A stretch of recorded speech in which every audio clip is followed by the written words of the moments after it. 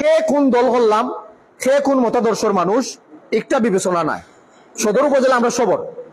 আগামীতে আপনারা জানেন সিলেট 1 আসন খন্দকার আব্দুল মুক্তাদির সাহেব মাননীয় মন্ত্রী মহোদয় প্রত্যেকটা প্রোগ্রামও গিয়া সদর উপজেলার 7টা ইউনিয়ন 7টা খেলার মাঠ ঘোষণা দিছে। সোনালী অতীত সারা বাংলাদেশে রয়েছে, সাবেক খেলোয়াড়দের নিয়ে একটা সোনালী অতীত। আমরাও চাচ্ছি সদর উপজেলায় সোনালী অতীত সদর উপজেলা একাডেমি বা যেভাবে যে নামেই সুন্দর সে নামে একটা সোনালী অতীত দিয়ে একটা যাত্রা শুরু করার জন্য।